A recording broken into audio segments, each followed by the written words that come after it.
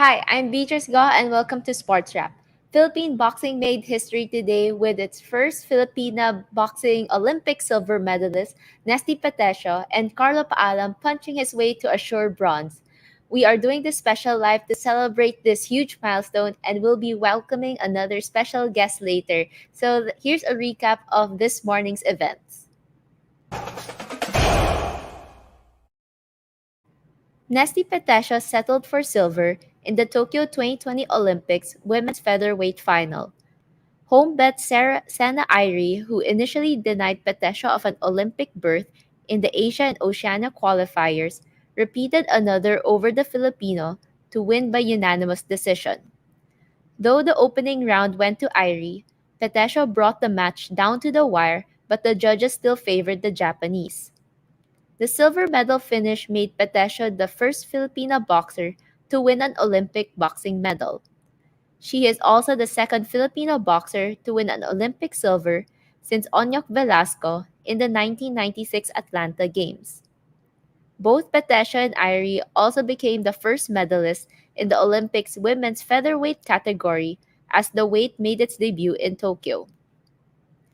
Carlo Paalam pulled off the greatest upset win of his life as he defeated 2016 Rio Olympic gold medalist and 2019 world champion Shakhobidin Zoirov of Uzbekistan to clinch a sure Olympic medal.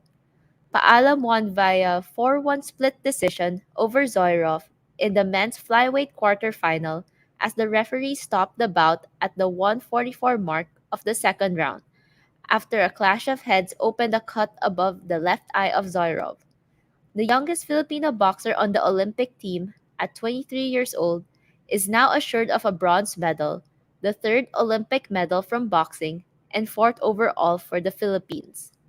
He joins Philippines' first Olympic gold medalist, weightlifter Heidelin Diaz, teammates world champion Nesty Petecio, and Ymir Marshall in delivering medals for the country in the Tokyo Games. This surpasses the Philippines' multiple medal count in the 1932 Los Angeles Games of 3 medals that were delivered by swimmer Teofilio Ildefonso, boxer Jose Villanueva, and high jumper Simeon Toribio. Paalam had an uphill journey throughout the whole Tokyo Olympics campaign, facing two-time Olympians Brendan Irvine of Ireland and Mohamed Flissi of Algeria in the earlier bouts. Paalam will face home bet Ryome Tanaka in the semifinal on Thursday, August 5 at 1:30 p.m. Philippine time. So for our special live today, we are welcoming back former Raptor sports editor Ryan Songalia, who is also a boxing analyst and a contributor at The Ring magazine. So, hi Ryan, good morning actually good noon from the Philippines. It was a great morning for us actually. It's good morning here in the East Coast as well. So it's 1:18 a.m. So good morning, correct? Oh, great. Great, Ryan. It's really nice to have you back. So, actually, we had an action packed morning already, and it was all from boxing. We had Carlo, and then we had Nesty also winning that silver medal. So, what were you have loads of reactions and loads of thoughts, like, so just fire away. I mean, I guess I'll start at the top. Carlo Paalam beating the reigning gold medalist and world champion from Uzbekistan. I said on Twitter that I thought that was probably the biggest single victory by a Filipino boxer in an international amateur tournament. It took me a while to even fathom and to process those words. Because Carlo Paalam, I knew he was turning the corner in his career after his impressive showing at the 2018 Asian Games. I thought that he was going to surprise some people at the Olympics. I thought he was going to look really good. And from the opening bout, he did look good. But Zoirov looked really good too. And I was like, okay, he's really up against it here against the world champion. But at 23 years old, it looks like Carlo Paalam is coming into his own. And then, so he's going to get he's assured of a medal. He'll be in the semifinals. He'll fight the Japanese fighter for a chance at the gold medal match at flyweight. Nesty Petecio, You just talk about heartbreak. She really put in a lot of work there, and a lot of people thought that she deserved the victory against Sena Airi of Japan in the gold medal match. She earned the silver medal instead, but if the way I saw it, the first two rounds I thought she controlled. The third round, she gassed out. Sena Airi really closed the show stronger, but Olympic boxing has gone through a lot of changes in the way that they score fights. Back in the day when, like Onok Velasco fought in 1996 for the gold, there was a point system where you had to press a monitor or like a little buzzer thing to score a point. And a certain number of judges. It was a very convoluted thing. The way that they switched it to now is more like professional boxing, where it's like, okay, it's not just about playing tag. You have to go out there and be the boss, and for each round, and enough judges have to score it for you to win. Um, I thought that Petecio was the boss in two of those three rounds. I thought that all five judges scoring the first round for Petecio, I'm sorry, for Irie, I said this on Twitter. I thought it was a disgrace. I thought that Petecio controlled the first round, and Petecio realized, okay, she needed to get to work. In the second round, went out there looking for a knockout. Like it wasn't just her like trying to win the round.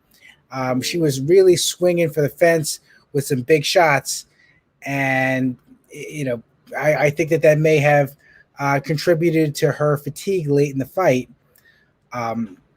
But it was not to be, and but Petecio has nothing but. Petecio should be very proud of herself, and I think she is, for her performance at the Tokyo Games. She really went up against a society that says that, oh, boxing is just for men. No, it's not. She brought glory to her country with the silver medal finish at Tokyo. She left it all in the ring, and that's all you can ever ask for. And I think that her being the first female boxer to win a medal for the Philippines will set off a chain reaction of other girls getting interested in boxing, or feeling, okay, they may have been interested in boxing before, but now realizing, okay, I can do something with this. So it takes all kinds. I mean, Sena Airi, the woman who wound up winning the gold, I think she was inspired to box because she saw in like anime shows that it looked really cool to be on like a podium. So that's how she got interested in it. So you never know where you're going to find inspiration, and I think that Nesty Petecio provided a lot of inspiration for Filipino girls.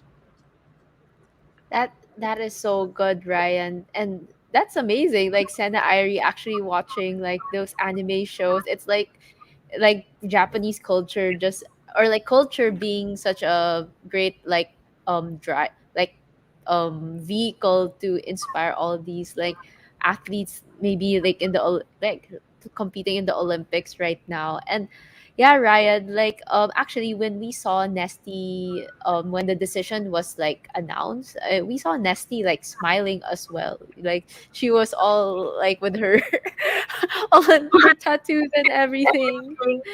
Yeah. Yeah, because she had everything to smile about, because she fought as hard as she could. Um, I wasn't smiling on Twitter because I thought that, because from the jump I felt that Nesty Petecio was going to be in the gold medal match. I said that early on. I said that she was going to do the best out of all the athletes. Obviously, Hidalyn Diaz bringing home gold. That's a historic achievement that will stand the test of time. And I think Nesty Petecio, I don't think anyone's going to forget what Nesty Petecio did in Tokyo. She came in not as as a favorite, with the odds makers. I think Associated Press thought she would win a bronze, but she came in, not seeded, and she had to fight in the round of 32, the round of 16. She had to win the quarters, then she had to win the semis to get to the gold medal match. That takes a lot out of you, to have to fight as hard as she fights to get there, because You're talking about 3 rounds, 3 minute rounds. So that's 9 minutes. And she didn't knock anyone out. It's not like Yumir Marshall, who is goes out there, huffs and puffs, and the fight's over before he even gets warmed up. So she's going out there and really working hard every day, making weight. It's tough, for a fighter to go from where she was to then make it to the gold medal match, and her style is very aggressive. So in many ways, she's kind of fortunate that she got to fight with headgear on, because there were a lot of head clashes where she's switching stances. She could have gotten a cut that could have affected her throughout the tournament. She's lucky that didn't happen. We've seen that happen to other boxers on the men's side where they don't wear headgear. So Nesty Petecio got dealt a hand, and she played that hand as well as she could have. You can't do anything but applaud her for that. And I hope that this is not the last that we hear about, because this is the thing that kind of breaks my heart about amateur boxing, not just in America, but in the Philippines as well, because we see these great talents, go to the world championships, or they win big, performances at the SEA Games, and then we don't hear about them for another 6 months, 9 months, a year, until there's another big international tournament. I hope that we can harness this platform, that we have 3 boxers who are going to come home from Tokyo with medals.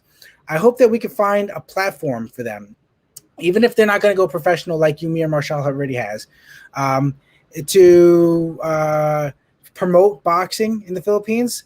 I hope that this leads to greater funding of boxing gyms. I hope that we start to put more of the spotlight, on women's boxing with the national tournaments.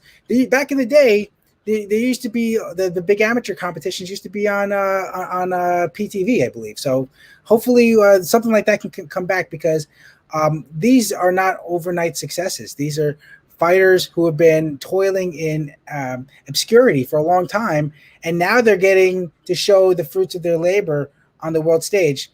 But we should have known about them for a long time. They've been talented for a while.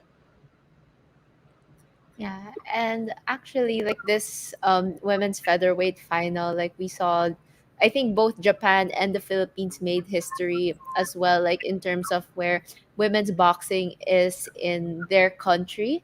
And for Nasty, she did say one time that it's not about making history; it's actually just for her family, and and her country. So, just for Nasty specifically, like where is she actually coming from to actually put people into perspective on how big this silver medal is already? I mean, Nesty was I believe she started boxing at age 7, and she had her first amateur bout at 11. And to show you how humble she started in women's boxing, her first amateur bout, her father, her trainer, Teodoro, couldn't find another girl for her to compete against. So she had to compete against a 14-year-old boy, and she beat the boy. Um, they come from a poor background. People forget that boxers, you don't. This is sort of the issue I always had, as when I was, the sports editor. Is like, you know, there isn't a connection to like the big colleges and universities in the Philippines, because the big boxers don't come from the UAAP. There's no UAAP boxing, so these are usually people from the humblest of origins. They may not have fit into other sports.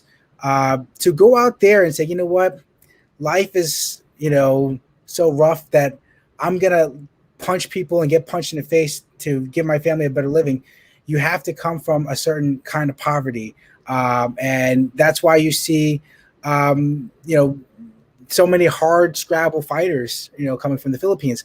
So Nesty is, not unlike what you might have seen from Pacquiao or some of the other great fighters from the Philippines who have had to rise up from poverty. She described, a childhood where sometimes her and her family didn't have food to eat. And even recently, she was, explaining how it's this is for a better life for her family. So she's going to get, I believe, 5 million guaranteed by Philippine law, for earning the silver medal, and then I believe there's another 12 million in sponsors and incentives that she'll get. So this is going to change her life, and I'm glad to see that she will get something for her hard work because, so often we think of amateur boxing and amateur sports as something that you just do for pride, but at the end of the day, there are people and who have goals and they have basic needs that need to be met. And at least we know that Petecio will be taken care of in the immediate future. Yes. And we have a comment coming from FB from Rolando Geronimo. About time we develop and promote our athletes. We have plenty of potentials but lack of adequate support in their training and development. But then Ryan, I think we've seen like Philippine boxing, the sports federation has poured in more support in the recent like years, also like sending them to Thailand to train. Like, do you think that like it's like, is that adequate, or there's should be more, like seeing how these like Olympic fighters have been training? And I want to give credit to Ed Pixon, who's the executive director at ABAP. He's really done a great job in recent years of, he lives the sport. So he has done a great job of arranging different training camps. He's brought different international teams in for sparring. They did the sparring in. They did their training camp in Thailand for this. Three of the boxers did. Ymir Marshall went off to Los Angeles to train with Freddie Roach, where he's, which it was a good trainer if you want to knock people out, because that's what Marshall's been doing at the Olympics. So I think that investment is always great, but it's always you have to find the right talent. Sometimes you do everything right, and then the boxer gets there on the big stage and freezes. The Philippines has had different times where they've had international, like almost like import boxers, and they may not have panned out on the world stage. It's really about developing grassroots talent. Like Nesty Petecio has been with the national team for over a decade. She's someone that they've had in the pipeline for a long time. Ymir Marshall, I remember 2011, he won the world youth boxing championships. These are people that they've developed for a long time. So we may have like times like in 2016 where it was kind of disappointing. The Philippines went 0 for 2 and left in the preliminaries in boxing. But then you have years like this where you have 3 medals. So it's a long process. Yeah, it's a long process. It has to be a mix of like good timing and also the investment. So it really has to all like come together, and like we see it now with Nesty's win. And so we have Carlo Paalam and Ymir Marshall left also vying for higher finishes in the Tokyo Olympics. So how encouraging has Philippine boxing action been so far though? I would say very much so. Like, and also I want to take a moment to also give credit to Irish Magno, the flyweight. She became the first Filipina to qualify, Filipino boxer to qualify. So even though she won her first fight, lost her second fight, but that's a historic achievement in itself. She actually won. She got to the Olympics by qualifying at the qualifier. Nesty, I went through the ranking, when they had to fill the numbers because they got rid of the world qualifier. But yeah, Carlo Paalam, a lot to feel good about there. I'm looking at Carlo Paalam as he's going to do some things in the semifinal match. If he could beat the Japanese fighter, he's in the gold match.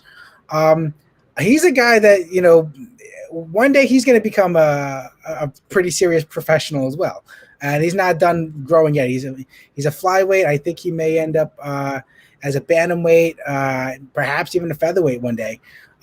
Ymir Marshall is, I've been calling him the cleanup hitter, because by the time he got up to bat, the Philippines was like 5-0 in boxing, or 4-0 in boxing, And so I say, yeah, bases are loaded, and then Yamir Marshall scores a first round knockout, and and that's just sort of the excitement that we've seen with the boxers so far. So it's not just been about they're going out there and they're doing their best. They're winning and they're winning impressively. And Yamir Marshall, a lot of questions were surrounding him because he didn't look all that hot in his pro debut against a very tough guy who took a hell of a beating. And then you always wondered, okay, if Marshall's not going to be knocking people out in the first round, he's a guy who's had injuries to his left hand. What happens then? So, but luckily for him, he hit it by in the first round, and then got rid of two guys, before you can finish popping a bag of popcorn.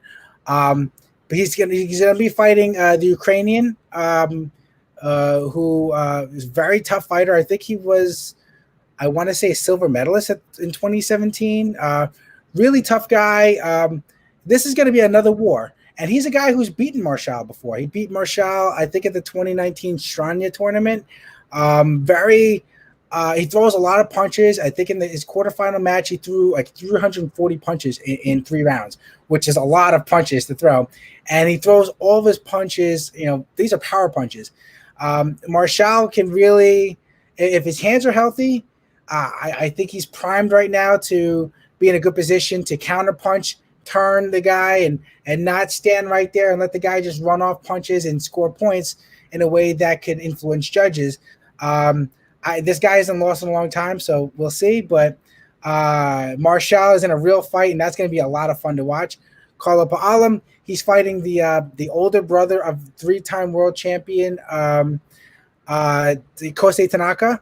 So and that's in the professionals. Kosei Tanaka is a 3-time world champion in the professionals.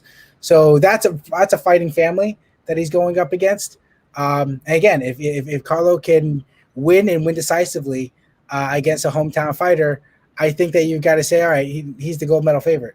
But beating Zoirov already, to be the man, you got to beat the man, as Ric Flair used to say. And Carlo Paalam already beat the man.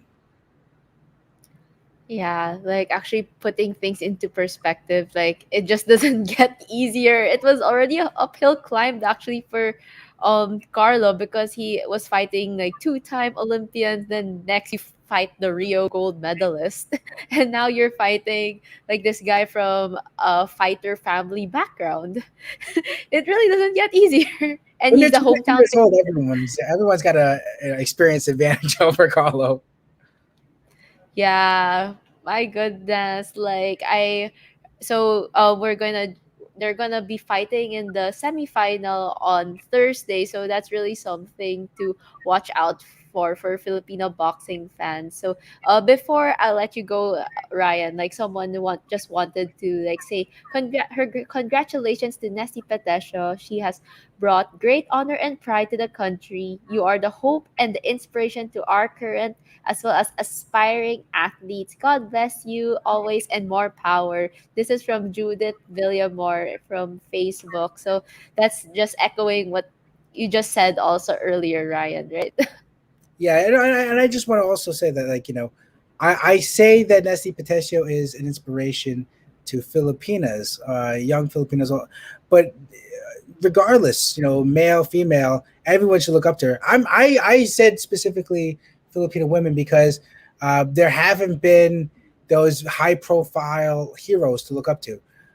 Now there is. Now the Philippines has one, but she's someone that all Filipinos should be proud of, because to get where to look at her style, she's not someone who has the physical gifts to be on the outside fighting safely and just piling up points. She has to stick her nose in there and take punches, to land punches, and to do what she's done with such an aggressive, combative style. It's inspiring. And and also, if you look at her height, for some reason, even though there are weight classes in boxing, Filipinos always seem to be a little bit shorter than the guys, the men and women that they fight. So there's always an uphill battle, but Nesty was really swimming upstream, and she and she's bringing home a silver medal. That's so good, like swimming upstream, but then she's just so steadfast in it. So thank you again, Ryan, for joining us Thank today. you Like for having me. have a good morning there, good early morning. And congratulations to the Rappler team on an excellent Olympic coverage so far. I'm proud of the whole Rappler team. I'm proud of you, B, and wishing you the best of luck. And luckily for you guys, this is in your time zone. You don't have to wait up till 4 in the morning like we did for Rio. Yeah, that's so true. So speaking of coverage, so stay tuned for the Raptor coverage later as we continue covering EJ Obiana in the men's pole vault at 6:20 p.m. Philippine time. So we'll also still have another wrap. So just let's wrap and let's cheer on for EJ. Again, this is Beatrice Go Manila, Beatrice Go Raptor Manila.